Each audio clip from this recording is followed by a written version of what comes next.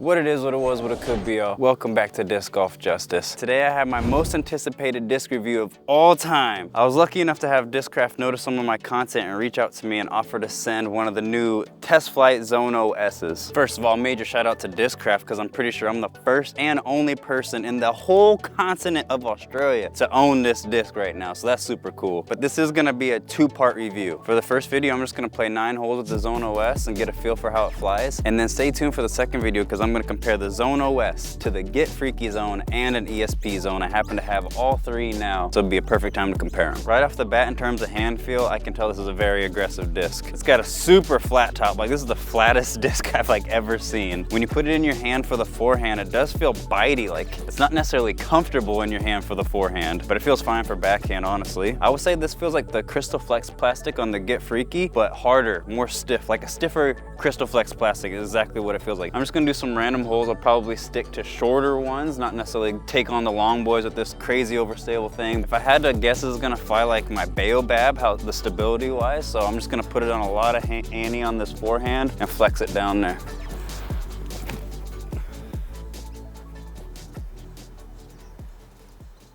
I mean, I put it on a lot of Anheuser, maybe a bit too much. It's not quite as stable as I thought it was gonna be. Well, I don't know. I had some pretty severe flutters on that, being the first forehand of the day that really fluttered out of my hand, looked like a duck. And I aimed really far left of the basket on a lot of Anheuser, and it still flexed out. And we got just outside of the circle look here. Thought I had that. We've been getting a lot of rain the last couple days, so ground's really wet. Discs are really wet. I'm gonna go ahead and try another short hole here on the forehand, see if we can't get a little bit cleaner release in that last one. Better release, skip. Yes, that's what we're talking about. Honestly, not too bad, especially with that nice little skip it had, considering how sopping wet the ground is, and the fact that this is hashtag Sydney Disc Golf. It doesn't get any ground play on any of these courses. We got a 315-foot uphill hole next. I reckon I'm gonna throw a backhand on this one just because you do have OB to the right. There's a Mando left of this big tree. And if I throw the forehand, this thing's crazy overstable and goes out of bounds, you know. So I think I'm just gonna play it safe. I can't get there with this. Play it safe and let it drift in bounce.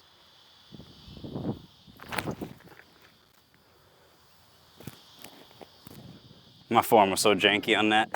Let's see how this goes with the forehand flick. Let's see how we can do an approach shot with this.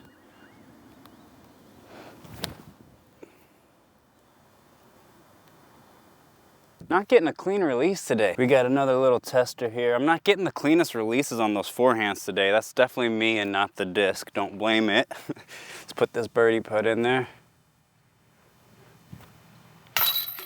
Yes, sir. Oh, that's not a birdie, that's par. What am I thinking? Birdie. I don't get birdies. I reckon that last hole might be the longest hole I do today just because there's literally no way I can get it there on any longer of a hole. I'm just gonna be playing for pars or bogeys, which I'm sure you guys would love to see. This one you could really do either one. You could throw the forehand around the tree in the front, you could throw the backhand around the tree in the back. Since I've thrown more forehands so far, I am gonna throw the backhand, see if we can't get maybe a skip or something to happen.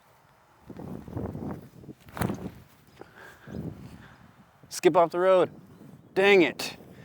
If that would have been a little bit more to the right and got the skip off the road instead of the hashtag Sydney grass, we would have been looking all right. Yeah, we definitely could have used a little skip on this bad boy, but the hashtag Sydney grass just stopped us in our place. I'm definitely noticing the stability way more in the backhand on that disc. I think my flutters are more canceling it out just a little bit on that forehand. I'm not seeing its crazy stability, but on that backhand, it was a meat hook. I just wanted to get to the ground. There we go. There we go. That's a pretty good birdie. I'll take that. Let's see if we can get another one, 2 in a row, or it doesn't count. Just gonna forehand this one up. Probably try to flex it a little bit. Oh, put it on hyzer. You don't want to put that disc on hyzer. You don't. I don't know. It's still a putt, but if I could have flexed that a little bit more, it would have been better. Yeah, hung this one out pretty wide. I'd say we're on the edge of the circle. Probably just inside the circle, to be honest. My absolute least favorite range, but let's just put this in there. Oh, yeah, dang it, that one hurt. Ah, well, par it is. This is another hole where you can play the forehand or the backhand. Honestly, think on this hole, I'm gonna do both. I'll just play it twice. I'm gonna start off on the backhand, swing it out around that tree, and hopefully let it crash in. Oh, no. I mean, I didn't swing it out around the tree because it's so freaking stable. I did release it on a bit of high which again, you don't want to do, but we're gonna have to take it. I do apologize about my backhand, ladies and gentlemen. It is a bit all over the place. I'm trying to go through a form change at the moment, but honestly, I have no idea if it's working. It just feels like I'm all over the place. It feels funky. I know it's probably what form changes are supposed to feel like, but yeah, I don't know what's going on. We got a circles there. It's probably outside the circle, but here, take this. Oh, didn't even give it a chance. Well, par for the backhand. Let's try the forehand. Nice and easy, right down there. Matter of fact, we don't even need a run up. We'll just do one of these. Go in. Oh, super short. I thought I had a chance for a second. It's actually parked up pretty nicely.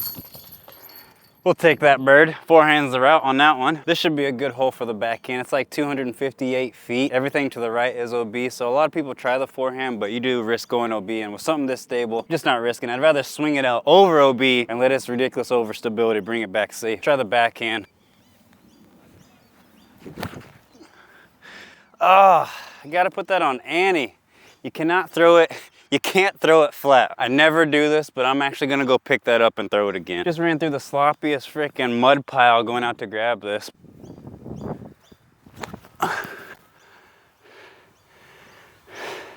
Come back, come back, come back. Oh, that might have went OB. I don't know. I don't know. Let's go see. Yeah, we definitely went out of bounds. But look, this is a review of the disc, not my playing ability. So come on, y'all. We're just gonna play this here, real casual. Like, we're just gonna drop it in there anyways.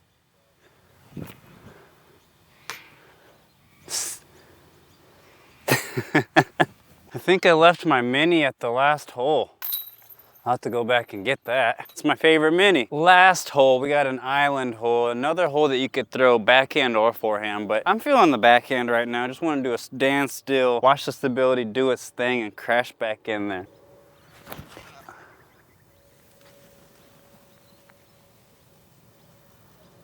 Yeah, that should work. A little short. Man, we're gonna land it in the one low spot. So it's freaking soaked right there, whatever. Ugh. All right, y'all, that is gonna wrap up my 9 holes with the new Discraft Zone OS. Major shout out to Discraft for sending this through for me to review. This thing got that dang Arby's beef, baby. It's got all the beef. It's very flat top, very stable. Even on the forehand with my poor form, I tend to get a lot of flutters, and I was putting this disc on Anheuser with those flutters, and it was still fighting out of it and finishing hard. And to be honest, if we weren't playing in #Sydney Disc Golf, this grass will let this disc skip a lot more and you can get a lot more of a finish. It definitely doesn't want to fly very far. I have pretty decent backhand distance for an amateur, nothing crazy, but decent. And I couldn't get this thing to fly over like 240 feet. Like, this thing is stable when I'm throwing it on flat. When I threw it on Anheuser, I was getting like 250, 260. But if I throw this thing flat, it's not even getting close to 250, maybe 220. Make sure y'all stay tuned for part 2 of this review, where I'm gonna be comparing this to the ESP Zone and the Get Freaky Zone. Let me know down in the comments, what do you guys think about this new Zone OS? Are you gonna be bagging one? Is it too stable? I would compare it to like a Baobab or a Stego. Very, very beefy.